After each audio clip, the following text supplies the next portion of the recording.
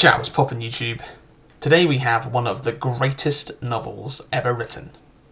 Well, graphic novel, but still a novel. With Alan Moore and Dave Gibbons' Watchmen.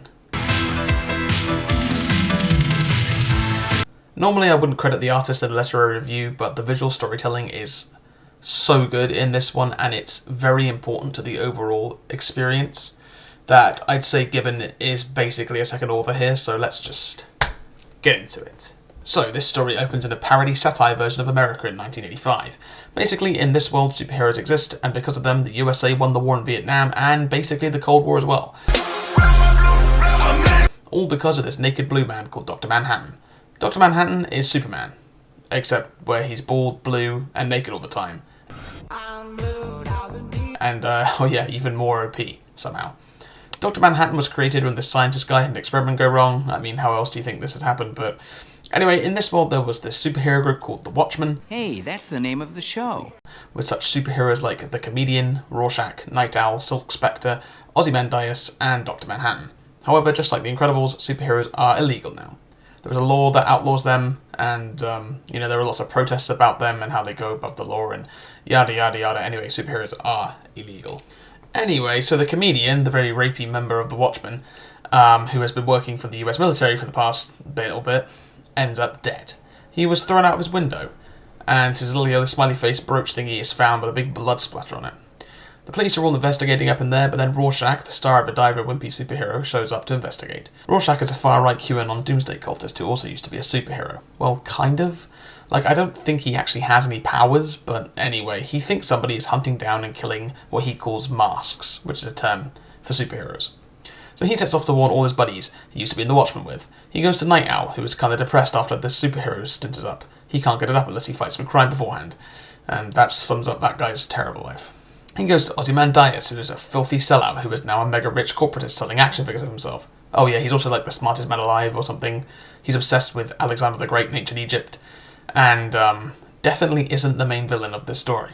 And then he runs off to Dr. Manhattan, who is kind of having a thing with Silk Spectre, except he actually isn't because he is a godly being beyond mortal concepts like love. But anyway, Dr. Manhattan basically tells him to fuck off, and Silk Spectre is fine with it because the Comedian raped her mum back in the day. But yeah, so meanwhile, Silk Spectre gets all upset about Dr. Manhattan, so she has a cheeky date with Night Owl, who is obviously into her. So everybody comes out to the Comedian's funeral, and the Watchmen meet up, and we get a whole bunch of flashbacks about the Watchmen, but I'm going to skip over them. At the funeral is an old villain of the Watchmen called Moloch, and so Rorschach tracks him down and interrogates him about how he knew the Comedian's real identity. So he tells him about how a few nights back the Comedian broke in, drunk as shit, and started ranting and raving and having an existential meltdown. So Night Owl and Silk Spectre's affair continues. She tells him that she left Dr. Manhattan, and their little romance is now budding. So Dr. Manhattan is going on this talk show for some reason, and on it this bombshell is dropped about how he gives cancer to everyone around him, and that he killed some people who were close to him once. He gets angsty about this and runs off to Mars, where he contemplates philosophy and builds a Mars base for most of the book. He's very upset because he might have killed Silk Spectre with cancer. Kind of upset, like he can't decide whether he is a human or a god. That's sort of his whole arc as a character. But, anyway now, with Dr. Manhattan gone, there is a risk of the Cold War breaking out again, as America's literal Superman is now gone. Meanwhile, Silk Spectre and Night Owl beat the shit out some thugs and then have sex, but now, with Dr. Manhattan gone, Rorschach really thinks somebody is messing with the former Watchmen, so he tries to recruit Night Owl once again. But he's too busy banging Silk Spectre to actually help. We get a bunch of exposition about Dr. Manhattan's life in this time. Rorschach goes back to Moloch because he thinks he might have something to do with the Comedian and Dr. Manhattan's situation. Moloch also has cancer, which is pretty sus given the Dr. Manhattan bombshell. Then an assassin attempts to kill Ozymandias. However, the ex-superhero manages to subdue his attacker, but the attacker takes a cyanide pill and dies before he can be questioned. So there is a definite correlation here. So Moloch calls Rorschach over because he says he has more info, but then it turns out he's actually dead, and it's all a trap. Rorschach gets arrested and sent to the Slammer. While Rorschach is in the Slammer, Night Owl and Silk Spectre have been falling in love, but Night Owl realises that Rorschach being arrested is yet another attempt to take an ex-Watchman off of the proverbial board, and realises Rorschach might actually be onto something here, so he and Silk Spectre decide to rescue Rorschach from the prison, and they do that. Rorschach and Night Owl decide they're going to get to the bottom of the mask killer mystery, so they go to figure out who hired the assassin that tried to kill Ozymandias. It looks like we have a real mystery on our hands. They find him, and he informs them that his criminal buddies are also getting bumped off in work accidents and stuff. They all worked for this dummy corporation called Pyramid Deliveries, and Dr. Manhattan yoinks Silk Spectre off to Mars and talks some philosophy with her at this point, whatever. Cheese with me, bye. But this is where a bunch of stuff that had been set up earlier that seemed really insignificant and pointless comes into play. Oh yeah, it's all coming together.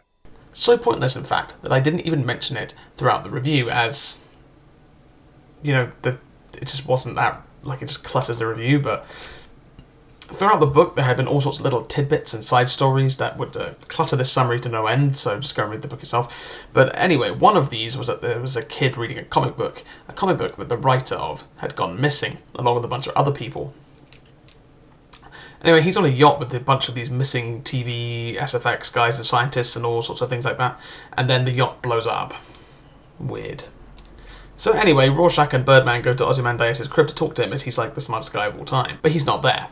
While snooping around his office, they find out that he is also a trippy doomsday cultist like Rorschach, but instead of being a QAnon, he is, tracking all sorts of stats like population growth and the risk of nuclear war. While in the room, Night Owl manages to log into Ozymandias' computer and searches up Pyramid Industries because Ozzy is obsessed with ancient Egypt. Sure enough, it is a dummy company owned by Ozymandias. With the mystery basically solved, Rorschach writes all of this into his journal and mails it to his favourite alt-right magazine. Then he and Night Owl set off to go to Ozymandias' secret snow base to confront him, with the world getting closer and closer to nuclear war. They crash in the snow and have to use this hover scooter thing to get to the base, and Ozzy sees them coming from like a mile away. He monologues for a bit, kills all his scientist goons, and then gets ready for the final confrontation. This is the ultimate showdown. Rorschach and Night Owl sneak into the base to try to get the drop on Ozzy, but this guy's too badass and so he beats the shit out of them. While they have a scrap, Ozzy reveals his entire plan to them. Basically, the world is completely fucked. We're going to blow each other back to the Stone Age, and so Ozymandias set out to unite the entire world. He's been hiring the best writers and special effects guys in the world to create a believable alien invasion monster. Then he will use this teleportation technology that basically blows up whatever it sends to send the monsters to a bunch of major population centres. With everyone who worked on the project dead, the world will believe that they are now under attack by aliens and unite. The USSR and the USA and all that will sing Kumbaya and, make friendship bracelets or something. However, the comedian found out all about this because he was investigating a secret base on an island, and it turned out to be Ozymandias', and he was horrified because what he saw was a plan to end all war, and so that's why he had to be bumped off. And because Dr. Manhattan can see the future, Ozzy faked that whole story about him giving cancer to people to get him to get all stressed out and leave. But then he had to kill Moloch because the comedian talked to him, and then he had to hire an assassin to attack himself so that he would look innocent, and then Rorschach was getting too close to the truth, and so he sent him to prison by killing Moloch and also closing off that loose end, and yeah, it's a pretty convoluted scheme. But then the book delivers its ultimate twist. The plan he was talking to them about, he did it 30 minutes ago, he's already won. The fight was completely pointless. I triggered it 35 minutes ago. The aliens show up, blow up New York and a bunch of other cities, and sure enough, the world begins to rally. Then Dr. Manhattan and Silk Spectre come back from Mars, and there is a little fight, but then Dr. Manhattan has a talk with Ozzy while Night Owl and Silk Spectre have sex. He basically agrees not to interfere with the New World Order, but when Ozzy asks him if it was worth it, he refuses to elaborate and then leaves. However, Rorschach is going to go off and tell the world the whole truth and blow the entire thing, effectively undoing all of Ozzy's work, and, in Ozzy's mind, making all those people's deaths in vain. Rorschach says that he can never compromise, not even in the face of Armageddon, and so Dr. Manhattan blows his head off. The world peace kinda lasts, and Night Owl and Silk Spectre go into hiding, but psych! Rorschach sent his journal to InfoWars, and the intern there, a kid with a smiley face t-shirt with a ketchup stain on it, decides to publish it. The end. 666 is double 33, and 33 is pi. Mathematics! So this is basically the perfect book, and definitely the perfect comic book. My summary really didn't do it much justice. I think I kind of botched it in a lot of ways, but there's so much going on in this book that I really cannot condense it. There's a reason the movie was 3 hours long, okay? There's just so much going on here, it's just hard to talk about it all. Please go and read it. It is really one of the greatest books ever written. The writing is superb, and the character work is absolutely fantastic. I mean, it's an Alan Moore book, like you expect it, but one thing for me that really stands out in Watchmen is its visual storytelling. The artwork is on another level to most comic books I've ever read. It's almost like watching a film when you're reading it. Just so much characterization, so much action. You can't just read, like, when I'm reading those comics, not that I'm a big comic book reader or anything, but sometimes you can just sort of skip the panels a lot of the time. Like, you cannot in Watchmen. You actually have to look at all the panels. It's Alan Moore, and I know Alan Moore is very, like, he very much really dictates to his artists, what they have to draw for him, but he really understands how to make a comic book. This guy is probably the greatest comic book writer of all time, just from a sheer literary standpoint. He may not be the most iconic, but, like, I wish I was half as good a writer as Alan Moore. It's unbelievable how good this guy is. The story is so tight, and everything, even the stuff that feels completely disjointed and irrelevant, comes into play and comes together, you know, tied off with a nice little bow. And, I mean, to end my little jerk off about Alan Moore, the world building is great too. So, the themes. Aside from the obvious deconstruction of the superhero comic and some basic anti-Nixon satire, there are two things this story is about to me. The obvious one is about Ozymandias and Rorschach. More specifically, their opposing moral outlooks. So, Ozymandias is an ends justify the means kind of guy. He thinks that the greater good is more important, and he will perform any action, you know, evil, immoral, doesn't matter, in order to create a better outcome for the people. This guy always pulls the lever on the trolley problem. He is a cold, calculating and utterly ruthless person, but he believes himself to be in the right. He is a complete utopianist. He's willing to sacrifice anyone for world peace and prosperity. Some people would share this view. Some people believe that for the greater good, we should make individual sacrifices, that, you know, we can blow a truckload of soldiers up because it's for peace, right? Like, we've heard these sort of justifications for immoral acts time and time again from politicians and even our own neighbours sometimes, right?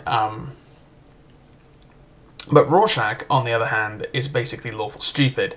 This guy will enforce every law, even if he has to break laws to enforce them. But to him, his personal morals and ethics is more important than anything. Ends never justify the means to Rorschach. Never. The truth must be known. He must expose all the villains. He must catch them all, even if that's going to, for society, prove detrimental. His goodness sort of leads him into this selfish desire to be right and to catch the villain and be the hero, that he refuses to make any sacrifices that he doesn't want to make, if that makes sense. So he's willing to end world peace because Ozymandias is evil. There's no world in which Rorschach would allow the world peace to continue, even built on the lie,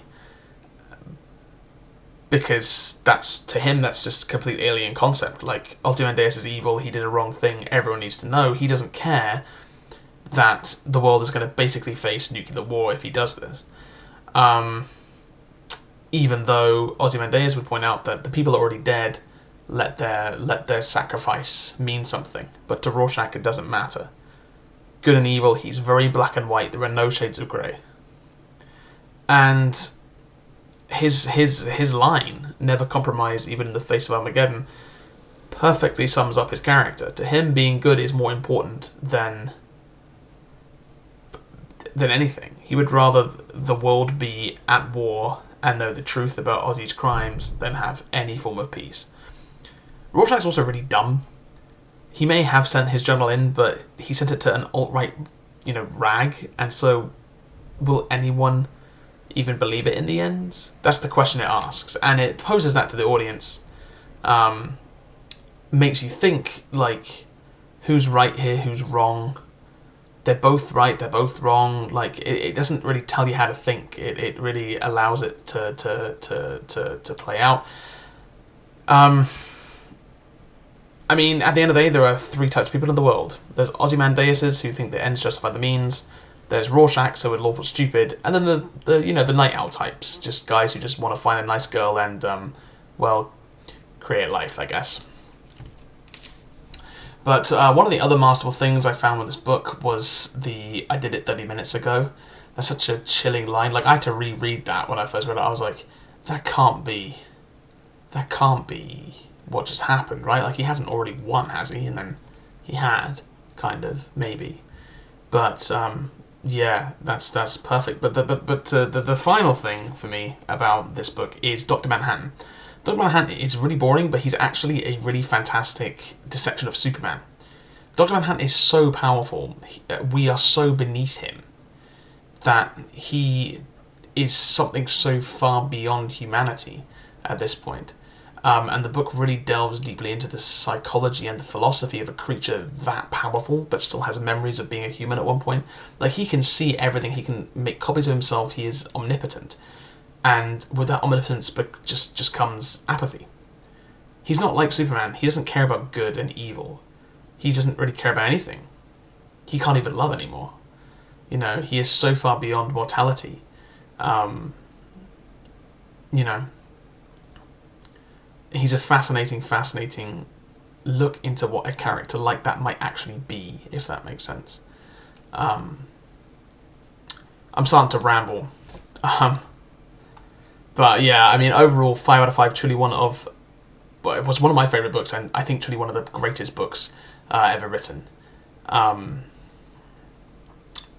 Please check this out. You can find this anywhere. You can find this at any secondhand bookstore for fairly cheap. Yeah. And if you want to check out something that really is nowhere near as good as this, right now you can check out parts 1 and 2 of my novella, The Seraph of Kitsch, for free on my website. Please go check it out. Share it around. The books will be released in 5 parts in weekly episodes.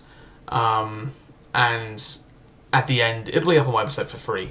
So you can enjoy it, you can review it, you can do whatever. And I hope you like it. It's a bit rough around the edges, I think, but it's sort of a relic of a time in my writing journey that I think I've left behind me now. But yeah, so thanks very much, and I'll hopefully be seeing you all next time, and hopefully be seeing you a bit more frequently. But yeah, thanks.